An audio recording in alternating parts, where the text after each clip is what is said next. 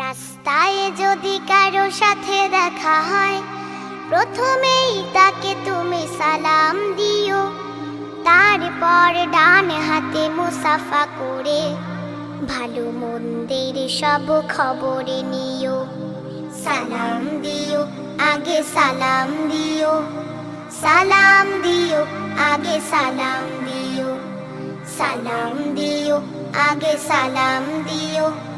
সালাম দিও, আগে সালাম দিও।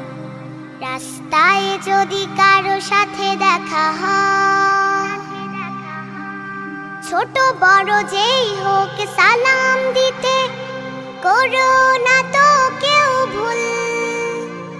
প্রথমে সালাম দিতে শিখিয়ে গেছেন আমাদের প্রিয় রাসূল।